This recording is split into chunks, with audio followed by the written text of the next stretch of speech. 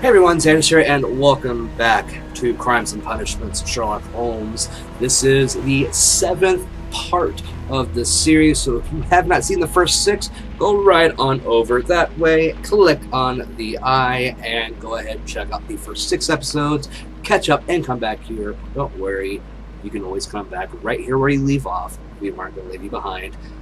Except we are. So anyone that has caught up, we're going to go on in and leave them to go do the other stuff. So let's continue where we left off with our next case. The game is afoot. Into your clothes and come. Okay. I'll wait for you in the sitting room. I've just received a note from Inspector Lestrade, a letter from the suburbs. He is in need of my presence. Whenever he has asked for my assistance, it has always turned out to be entirely justified. I fancy that every one of his cases has found its way into your collection. Yes, they all seem worthy of... However, I regret your fatal habit of looking at everything from the point of view of a story instead of a scientific exercise. Holmes, you...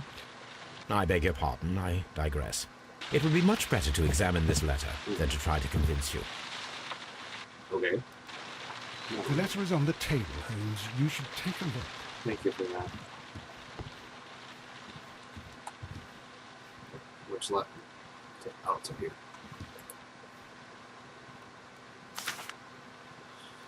Let's see. I can tell from Lestrade's handwriting that he was in a hurry when he wrote this letter.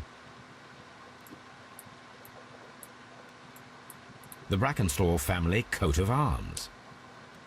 Okay. A wax seal with the monogram E.B. Here we go. Abbey Grange, Marsham, Kent, 3:30 a.m. Not much on my best accent. Bear with me. My dear Mr. Holmes, I should be very glad of your immediate assistance in what promises to be a most remarkable case. It is something quite in your line. Except for releasing the lady, I will see that everything is kept exactly as I have found it, but I beg you not to lose an instant, as it is difficult to leave Sir Eustace here. There. Yours faithfully, Inspector Lestrade. I am sure I've offended many people with that accent. Go me. So, what is it, Holmes? Promising, as always, it appears to be a case of murder. Of So you course. believe that Sir Eustace is dead? I should say so. Lestrade wouldn't have sent for me for less. His writing shows considerable agitation, and he is not an emotional man. These people belong to high society. The quality of the writing paper, the E.B. monogram, their coat of arms. The crime was committed before midnight. Okay. Holmes, how can you possibly tell? Well, it is all thanks to Lestrade. He wrote his letter at 3:30 in the morning. Imagine the chain of events before that. The local police had to be called in. Scotland Yard was notified. Lestrade himself had to make haste there, and finally compose the letter he sent to me. All of that makes for a fair night's work. Yeah. It makes sense. Lestrade also speaks of the woman he released. That seems to indicate that she had been held somewhere during the crime. Much time has been wasted. Let us find a cab and go to Abbey Grange immediately. I live in hope of an interesting morning. Alright. So, we have our next case, the Abbey Grange Affair. And we gotta investigate the murder. So, we are going to be going to Abbey Grange. Ah, Mr. Holmes and Dr. Watson, here you are. I'm very glad that you have come, but perhaps I should not have troubled you after all. And why is that? Lady Brackenstall has come to her senses, and she has given so clear an account of the affair that there is not much left for us to do. You remember that Lewisham gang of burglars? What, the 3 Randalls? Exactly. The father and 2 sons. It's their work. They stole a silver service, which is of great value. Sir Eustace Brackenstall is dead, then? Yes. His head was knocked in with his own poker. A violent act of aggression. Yes, the poor lady. She has had a most dreadful experience. She was assaulted and tied to a chair. But I think that you would best see her and hear her account of the facts. She is in the morning room with her maid, Teresa Wright. Where is the body of the deceased? In the dining room. We haven't touched anything. All right. I'm going to examine it. Very good, Watson. Alright. Am I going this way, I guess?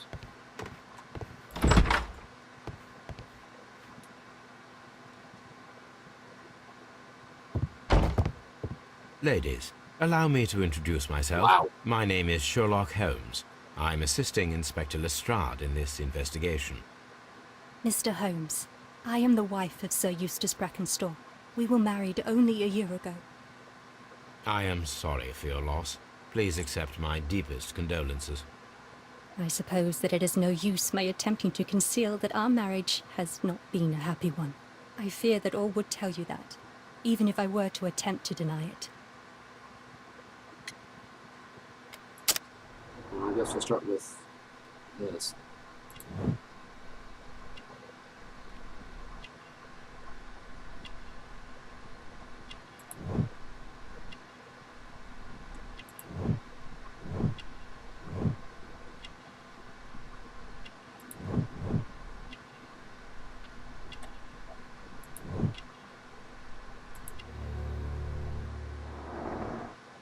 Okay.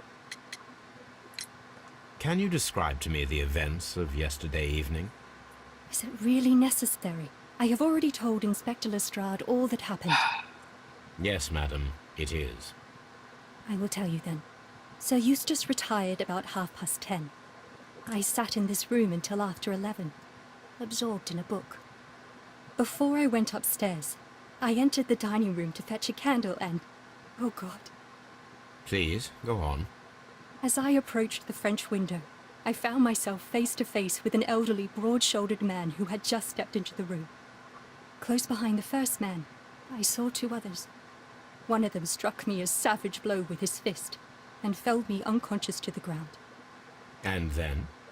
When I came to myself, I found that they had secured me tightly to a dining room chair. It was at that instant my unfortunate husband entered the room. He fought with the intruders? Yes, I think he had heard them, for he was holding his stick.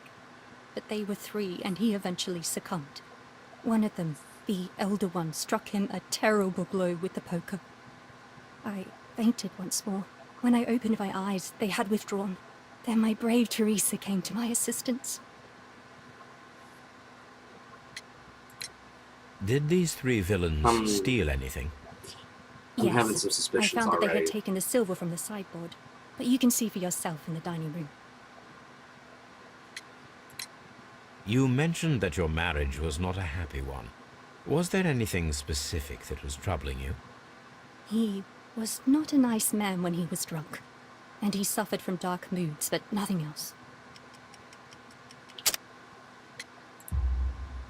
The bruises on your hands are at least 1 week old. Your husband caused those bruises? Oh, do you? Yes, he did. He was very angry at the time. Out of control. Again. Yeah. Sir Eustace was a drunkard. To be tied to such a man for life is worse than death. Your ladyship? Maybe it's time to talk to the maid. The brave maid. Teresa, I would like to hear your testimony. Certainly, sir. First of all, let's inspect the individual. Cold, dead eyes. Oh, wrinkles. Well, let's see.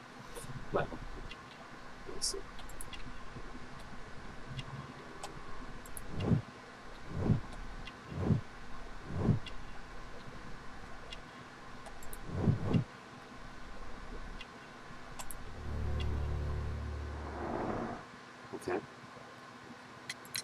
Let's see As I your sat account. by my bedroom window, I saw three men in the moonlight down by the lodge gate. But I thought nothing of it at the time. Oh, if I'd known. And then? I went to bed, and it was more than an hour after that I heard my mistress scream. And down I ran, to find her tied to the chair and him on the floor with his head smashed. That's all I know. Okay. Time to start some examining before we go to the body.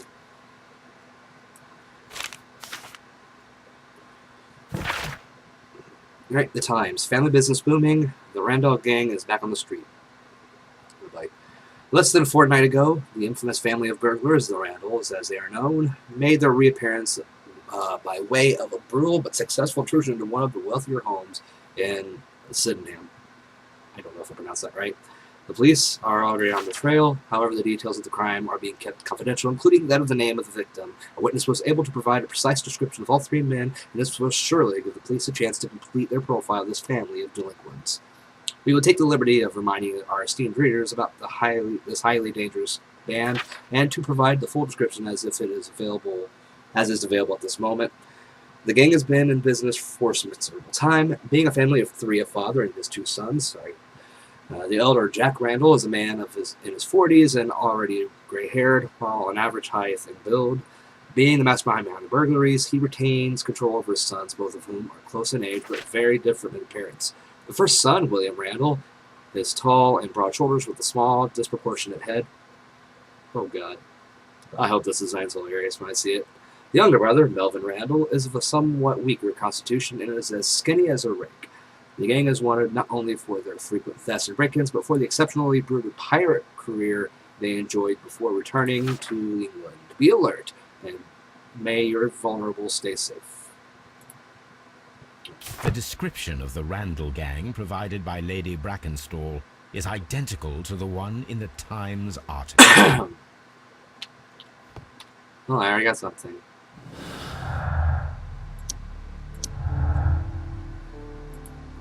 Okay, so Randall's blamed. The robbery was faked, and the whole story admitted in order to blame Sir Eustace's death on Randall.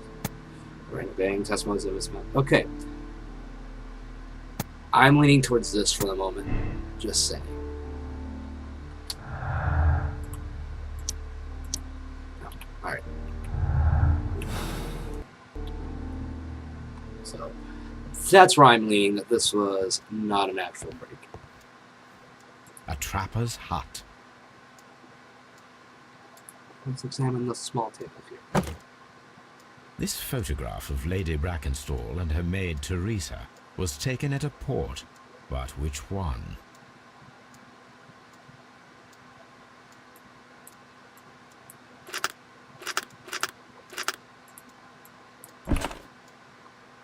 So the lady and her maid came from Australia a year and a half ago on this ship.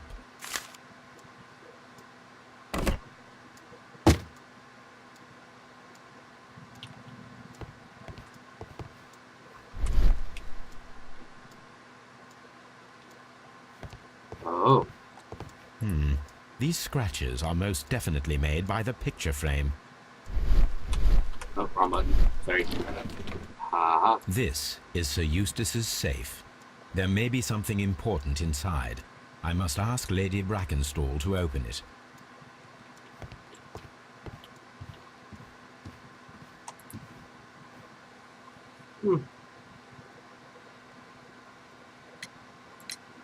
Lady Brackenstall, could you open this wall safe? No, it is my husband's safe. I do not know the combination. We have to open it. Oh. Your ladyship? Shall we go to Mr. Watson then? Doctor. Lord Brigham Brackenstall. Looks like Charles Darwin a bit, except with a little bit more hair. Turn on light here. Alright, I can examine there. Okay, oh. You should examine the body of Sir Eustace Brackenstall. Okay. Let's go with the body first before I start looking around. So, Watson, what have you learned from examining Sir Eustace's body? Well, I can confirm that the death was instant. Sir Eustace was facing his attacker when he received the blow to his head. There are no other apparent injuries. The head was cracked with the force of the blow. That must be the murder weapon. Barefoot, he had therefore been in bed and did not have time to fully dress. quite a large stick, a formidable weapon.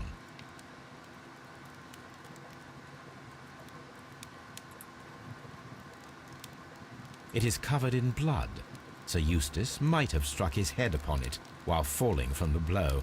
That is one possible explanation. Okay.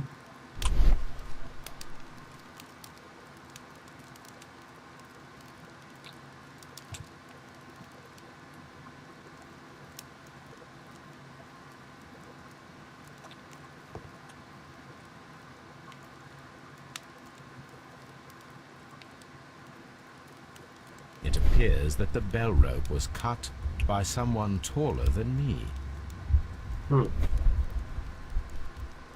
The death was instant. A fur trader's cabin.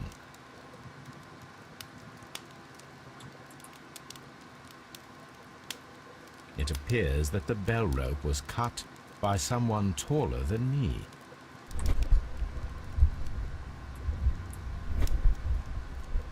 Okay. A fur trader's cabin.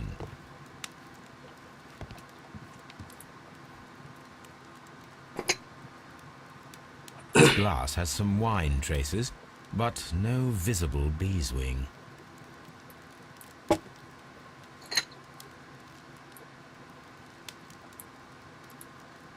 There is beeswing at the bottom, as if the wine had not been decanted before being poured. This glass has some wine traces, but no visible beeswing. It is rather strange that only one of these glasses has dregs of beeswing inside it, while the other two are clear. A decanter standing next to the open bottle, an inseparable pair indeed. Chateau Calon-Ségur, French wine, Grand Cru. Okay. Alright, so I'm gonna go back in here and see if we can get some more deductions here. Oh wow, got a lot of stuff. Okay. So we have 3 people. There were 3 people drinking wine out of these glasses. One of the 3 probably prefers wine with beeswing. 2 people.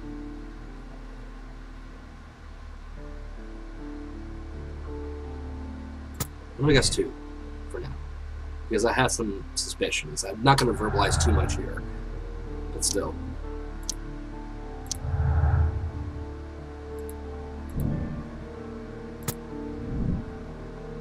I don't think I did that by accident.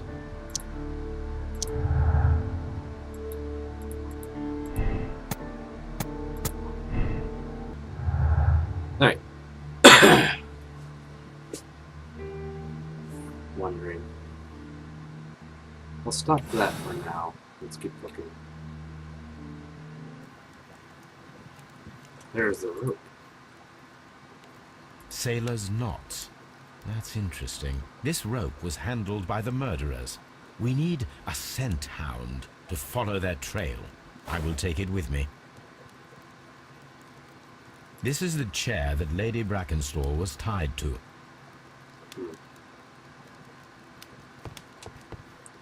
The hunting scene.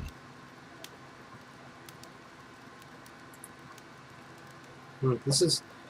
These wine bottles are expensive and mostly from France. I don't know if he had good taste or not. I'm not really big on wines. An empty silverware box.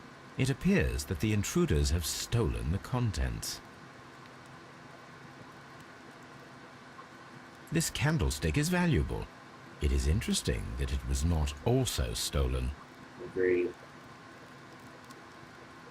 And that's everything here. So, yep, that's everything. The hunting scene.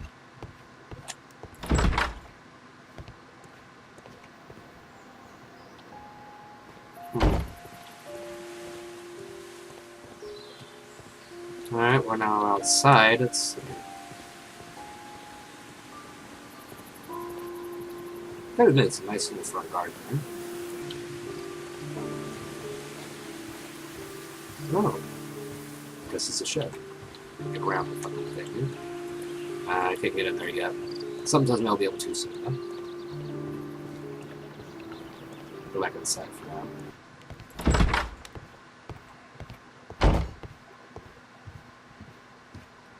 I've searched outside for footprints without any luck. Alright, let's see if we can get any more information we can leave.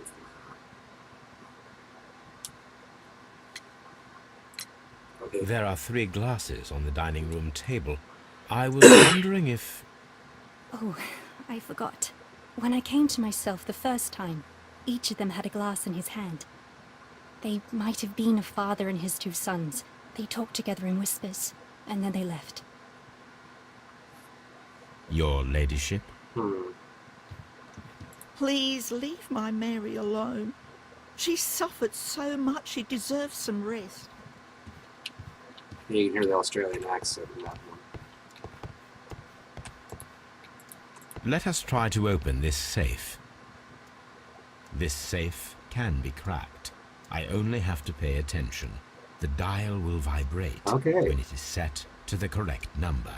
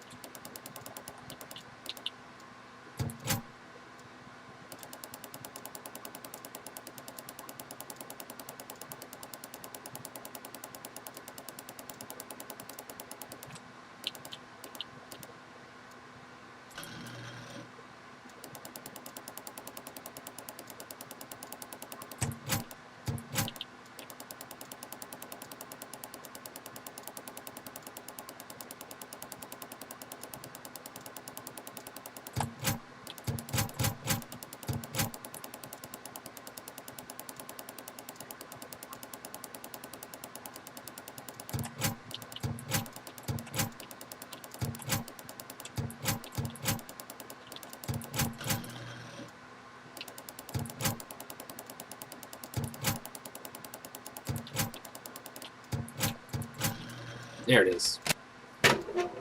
I am awesome. At least this is an easy minigame. I'm okay with this. Medical report. Oh boy. So Eustace, your current physical and mental state is of great concern. There are several signs of a hepatic decomposition. I'll be able to speak better again. The last time that we met, your eyes were bloodshot and your skin was tinged with yellow. There is a particular odor from your breath that is common in those suffering from liver damage. So we were drunk, we got that.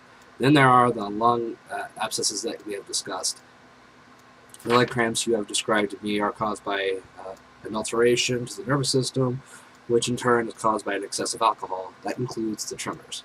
Your liver seemed excessively hard at the time of your examination, which is a sign of an evolving cirrhosis. There are also signs of ascites,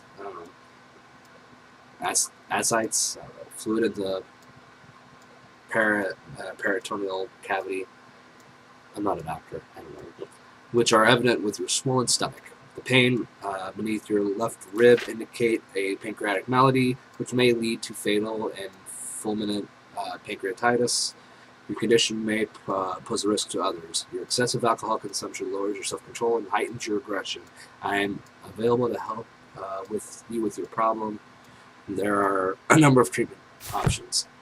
It is common practice to keep one's valuables in a safe behind a painting. It should not really pose a challenge for a criminal. Antique coins, possibly of value, but they're scattered without care.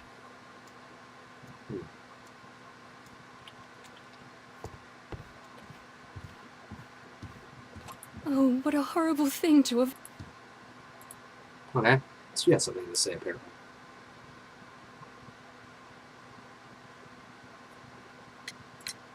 Sir Eustace's doctor speaks of his violent behaviour.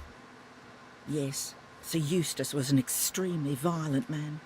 A detestable human being, to be more precise. It is true that he once threw a decanter at me, and all because I dared to stand up to him in defence of my mistress. Sly devil. God forgive me that I should speak of him so now that he's dead, but a devil he was, if ever one walked the earth. We met him only 18 months ago. She'd only just arrived in London. Yes, it was her first voyage. She'd never been from home before. Wonder with his title and his money and his false London ways. If she made a mistake, she has paid for it, if ever a woman did. She doesn't have any friends here, so it was especially hard for her. The love plots are still kind of off here and there, but what do you do? Okay. Some new information. Okay.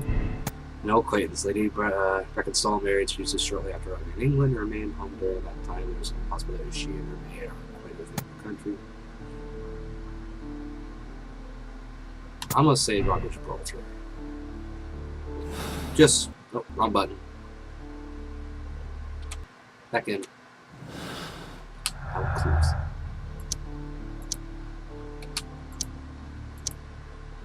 Okay. Never mind, I guess I was done.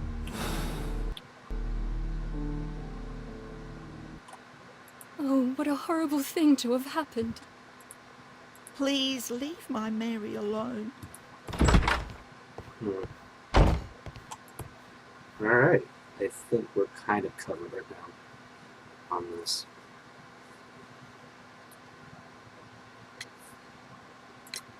What do you know about Sir Eustace, Inspector? What was his reputation? A charming man when sober, but an absolute demon when he was drunk. In such moments he was apparently capable of anything. Why, once he splashed fuel on Lady Brackenstall's dog and set it alight. Another day he threw a decanter of wine at Miss Wright's head. The alcohol seemed to madden him. Holy To the shit. point that we were forced to intervene several times to avoid a scandal. Oh, for fuck's sake. Yeah.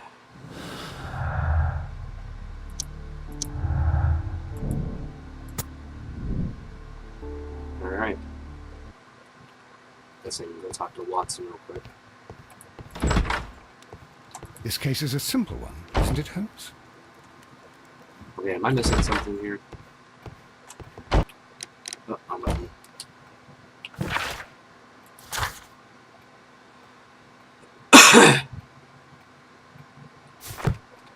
Alright, I think I'm gonna head back to Baker Street really quick.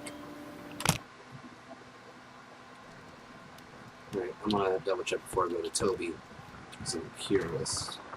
Note, examine the rope. Let us see how the rope was cut. The fibers at the end of the rope are smoothly cut. Let us try to find out what tool was used to cut the rope.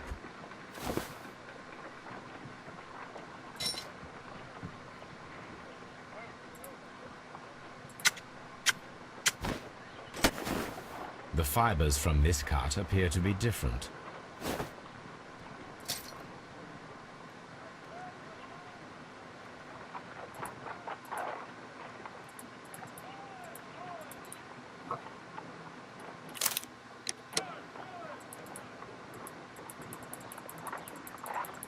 Oh, there we go. Couldn't get it to work for a minute. The fibers from this cut appear to be different.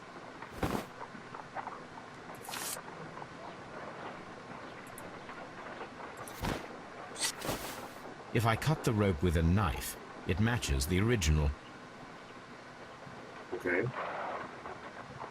My analysis table. It is useful for my work. Alright, so knotted rope, knife. See the background of the rope is.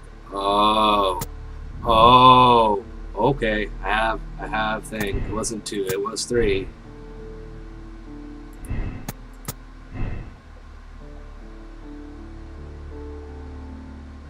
I think it was a lover. It has to be a former lover. I'm going to say that now, that I think this was her and a lover involved in murdering him to protect her kind of thing. So it's a love triangle situation. That's what I'm thinking right now.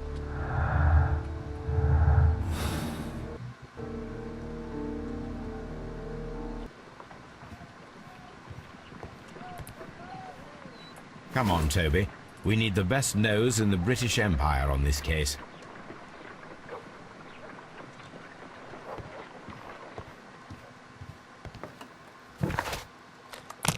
So I got Toby.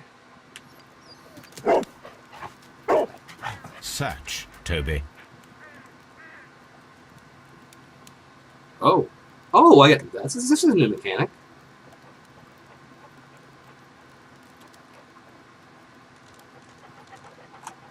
He's Tubby. It's adorable. To the shed. And that's kind of predictable, but still. That's a nice little change of pace, you know, plays the dog. Right?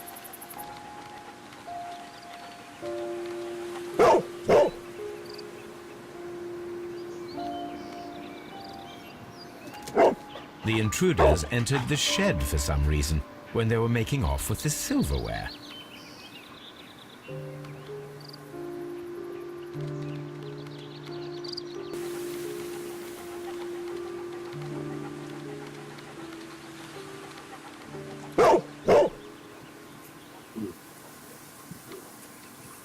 Okay. The scent leads to the well. I should check it. Is that it?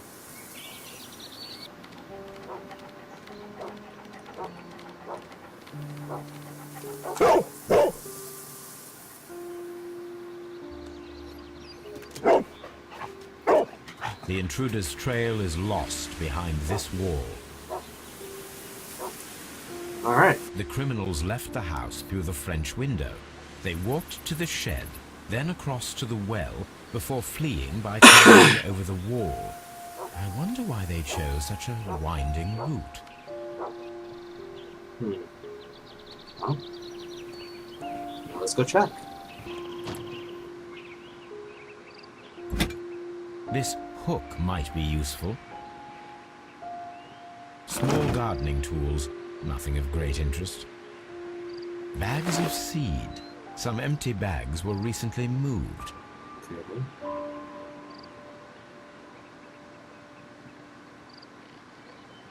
This old suitcase sounds hollow. It must be empty.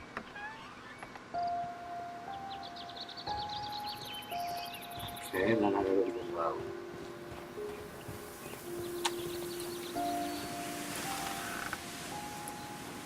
What we got? There's something glittering at the bottom there, but how can I reach it? Ha! I is ingenious. World's greatest detective.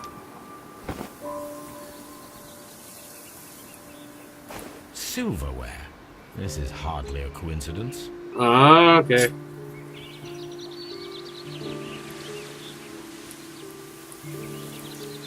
The Brackenstall coat of arms. It appears that we have found the stolen silverware. Oh. Oh, I am good.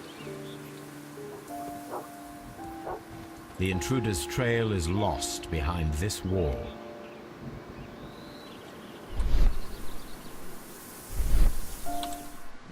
Alright.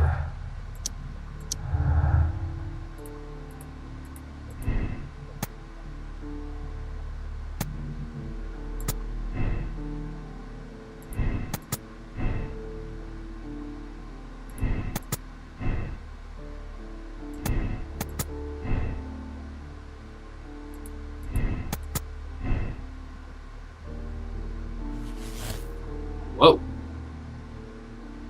Really? This is kind of quick. The death of Sir Eustace was an accident caused by a struggle with his wife.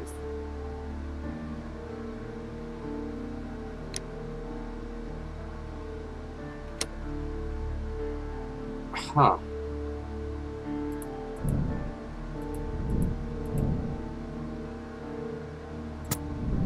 No. While we do have a suspect now with the aspect of a domestic violence, I don't think so.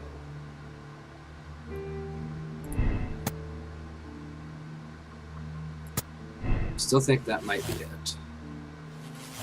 Oh! A murderous visitor to use. This was murdered by one person who was visiting that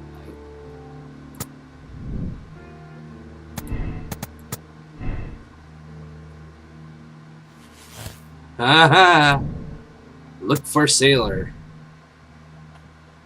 I am good. Oh, so good.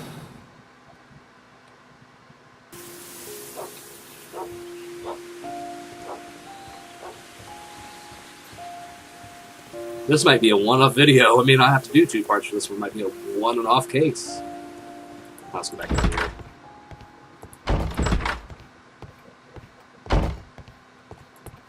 Oh.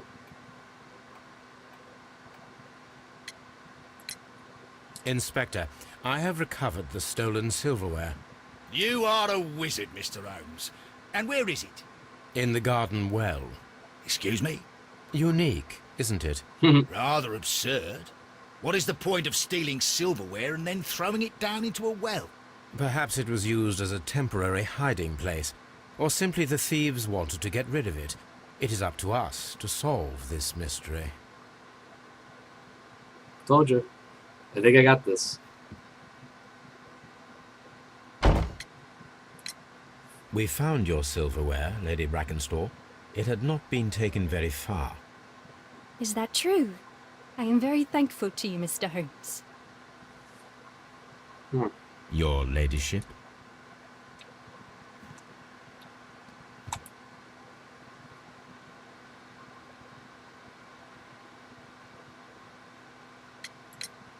We found your mistress's silverware. Oh, that's good news. You really are as clever as they say. Indeed. Yeah.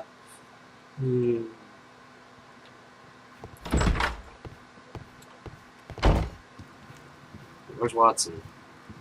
This door leads to the upstairs bedrooms. Apparently the criminals did not venture there.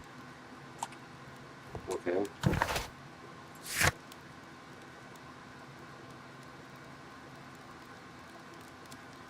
Is there something I'm missing here? Am I supposed to examine all these pictures? A trapper's hut. Maybe there's something I missed here. A bottle of wine is missing here. I'm an idiot. The criminals did not thoroughly ransack the house. They only took a little silverware. Oh, finally. Done with that. Alright, I think I go back to Baker Street for the moment.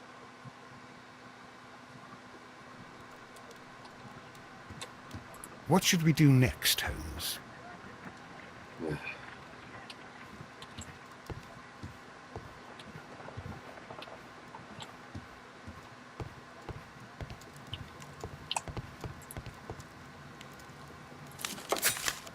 I think I might be missing some of these. Oh, this is all about the last case. 1893. Ah, I'm an idiot. I don't know how to look at numbers. Anyway, arrival of the Rock of Gibraltar, a ship returned. The Rock of Gibraltar, a bulk carrier from the Adelaide, Southampton, London line, Cunard Building, James Street, London, has returned from a 6-month voyage through India, New Zealand, and Australia. The ship brought to England Miss Mary Fraser, Fraser, I don't know, the heiress of the Fraser family owning land and tin mines in Australia. This reportedly beautiful young lady is presently engaged to Sir Eustace Brackenstall, one of the wealthiest men in Kent. Here it is. Awesome.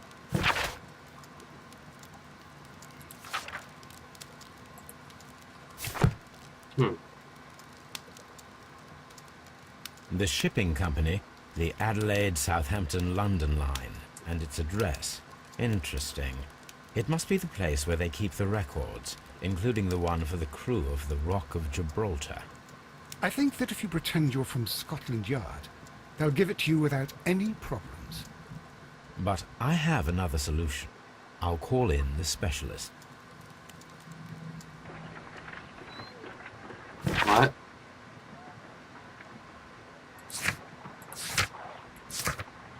What? Of course. Wiggins.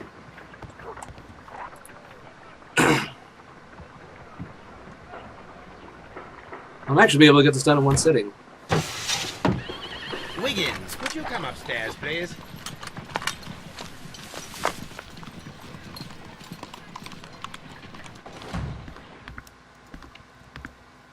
At your service, Mr. Holmes. I need a register, my young friend. If you could borrow it, there will be half a guinea for every one of you. I need the crew list of the Rock of Gibraltar in 1893, and their current employment. I'm straight on it, Mr. Holmes. Do you really think they'll find it, Holmes? My secret police is better than the Yard in many ways. I have to give that a little bit. 3 hours. Huh, they're pretty quick. Here it is, Mr. Holmes. But we can't take it back. It's too risky. Put it on the table. I'll take care of it. Good work, young Wiggins. This list shows the senior officers of the Rock of Gibraltar, on which Lady Brackenstall and her maid made their voyage. Lady Brackenstall does not know anyone in England. This must mean that someone on this list is our mysterious visitor. And these are the lists of the senior officers of the Adelaide, Southampton, London Line ships. Let us find out who was in London upon November the 7th.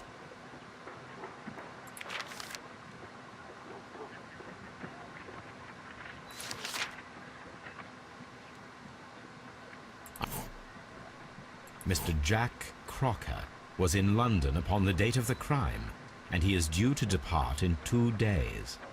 I do not think that this sailor has any connection to the case. I gotta watch. So the captain. I do not think that this sailor has any connection to the case. Sorry, Mr. Peter Davison. Hello, Fifth Doctor. This officer was on a ship that sailed half a month ago. This officer was on a ship... There we are. I need to skip that. Alright. This Crocker, do you think... It would be interesting to meet him. Our young friend should be able to find him. Wiggins, could you find a way to bring this Captain Crocker here to us? Here? Holmes, that could be dangerous. No problem, Mr. Holmes. Mr. Holmes, I was informed that you were looking for me, and I'd like to know why. Yes, it is important that we talk. You will soon understand why.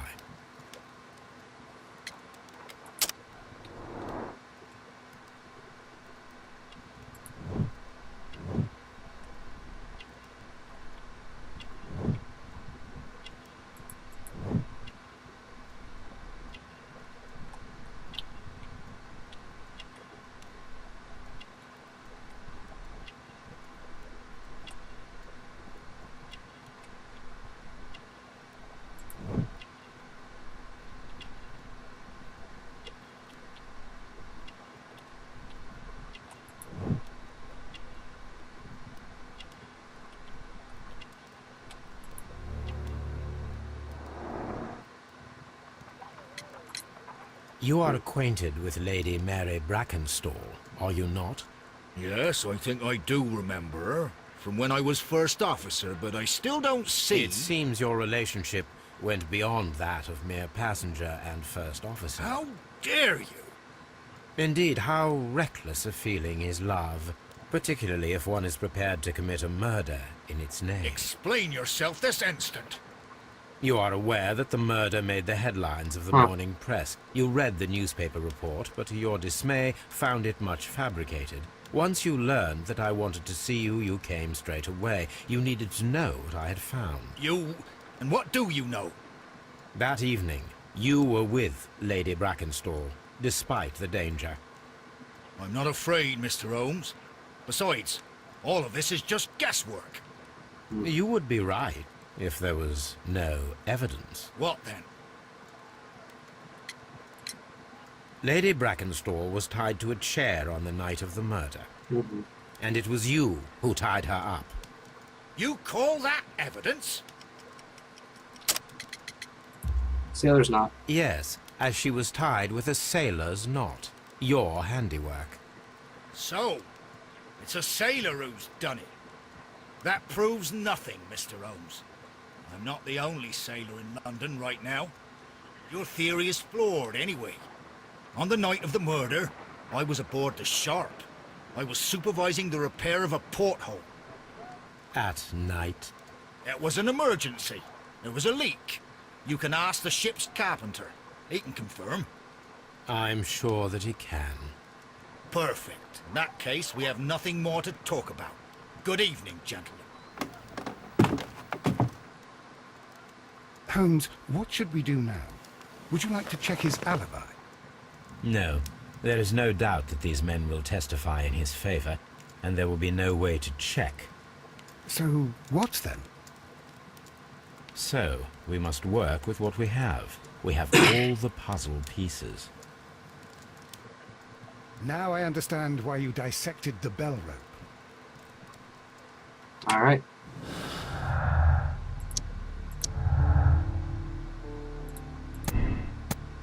Crocker's lying as well as Peter.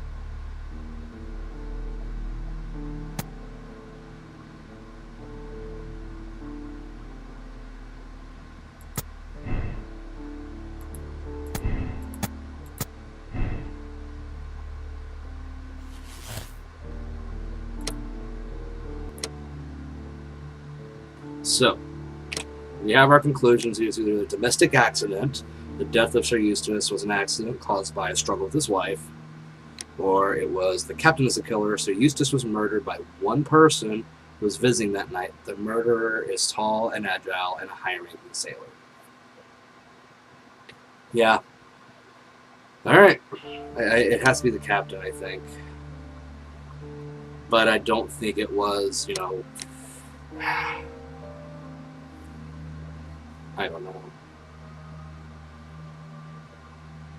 I'm going to go ahead and absolve the captain who said he's an honest man. I'm going to go ahead and I'm going to absolve Captain Crocker. Let's see if I got this right. Wiggins, could you ask Mr. Crocker to come here again, please? Right away.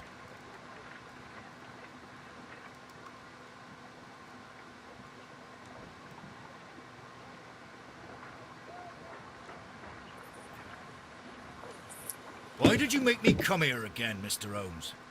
It is over. I know that it was you who killed Sir Eustace Brackenstall. What? I know because of the height at which the rope was cut. The knife used was a sea knife. The knots were sailor's knots, and not least the sheer force that was put behind the killing blow. And because you are the only one who knows Lady Mary Brackenstall in London. And because you love her. It's true. It is time for you to tell us the whole truth. I admit that I loved Mary madly from the first day that I met her. But I never did come to visit her, for I believed that she was in a happy household. When I talked to her maid, who told me everything, I was insane with rage. I was due to set sail for 6 months away. I wanted only to see her again. But it turned into a damnable nightmare when he barged in. He dared raise his hand to her. He was not even worthy of licking her boots. Oh, I regret nothing. I admit I killed the monster out of love for her. She will forgive me if she is able. Lady Brackenstall already forgave you. She said nothing. Mary. But that makes her an accomplice as well as her maid. It places her in danger yet again. Mr. Holmes. You would not have managed to protect her. Till I die, do you hear me? Here is a letter that sets everything clear, and it is the one that should be disclosed to the police. I am the only culprit. Mary had nothing to do with it. Now it is time to end this.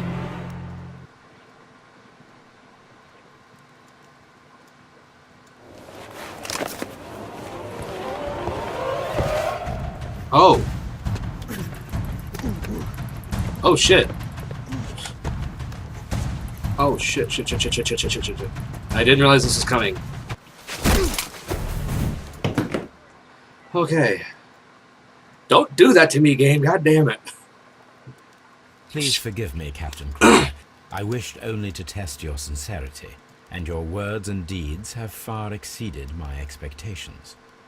See here, Captain Crocker, we'll do this in due form of law. You are the prisoner. Watson, you are a British jury. Captain Crocker, The evidence shows that you acted without premeditation and used reasonable force to protect an innocent victim from her husband's brutality. Your devotion pushed you to attempt to kill yourself in order to protect the one you love. Now, what say you, gentlemen of the jury? Not guilty, my lord. Vox populi, vox dei. You are acquitted, Captain Crocker. So long as the law does not find some other victim, you are safe from me. Mr. Holmes. It is a great responsibility that I take upon myself, but I will give Lestrade an excellent lead, and if he can't avail himself of it, I can do no more. Come back to your lady in a year, and may her future and yours justify us in the judgment which we have pronounced this night. Seems I was right.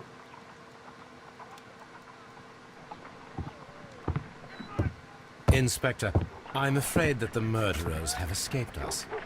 What? Do you mean to tell me that you failed? Never thought I'd live to see the day. I mentioned the murderers, not the case. It is obvious that the crime was committed by 3 criminals who cannot be the Randalls. You really think so? You only need to find a gang of 3 thugs wandering around. I can trust you to do that. If they exist, I'll catch them. You'll find someone, I have no doubt of it. Goodbye, Inspector. Alright. Recap. The Abbey Grange Affair. Sir Eustace was murdered by Captain Jack Crocker, who was visiting Lady Brockenstall that night. They staged it as a robbery by the Randall gang. Crocker used a seed knife to cut the bell rope to tie up the lady, and then hid the silverware in the well. Jack Crocker defended a woman against a violent and dipsomaniacal man. God, I cannot pronounce that word. The Abb decided to keep it secret. Clues found, 16. Conclusion of the captain's killer. Moral choice, absolve. Let's see what happens. Awesome! They did good. 1 try through. And it was nice and quick. A nice little wrap-up. So, yeah, I'm accepting my decision. Yeah. No, we're good. Commiserative. Okay, people who solved the case the same way. This was a pretty easy, cut-and-dry case. And people made the same choice. Well over half. So, yeah, still moral, still awesome. What can I say? So, I think we're going to go ahead and cut this here. Thank you for joining me in this rather short case by comparison. I think that's actually a good thing, considering the last one was god-awfully long for me. So I think it'll do us all well to have a 1-part case just this once. So thank you for joining me, and I hope you'll come back once again for the next case, because I doubt we're done just yet with Mr. Holmes and Dr. Watson. So thanks for watching. Don't forget to leave a comment down below and tell me, would you have made the same choice to absolve him, or do you think it was still a cold-blooded murder? Yeah, I mean, you know, me got the right person, but maybe you would have chosen a different moral choice. I don't know. Also, don't forget to like and subscribe right down below if you enjoyed yourself, and don't forget to share if you want to, because, hey, I would appreciate it, but I'm not going to tell you you have to. So, as always, my name is Xanos, and please join me again. And remember, stay awesome. Until next time.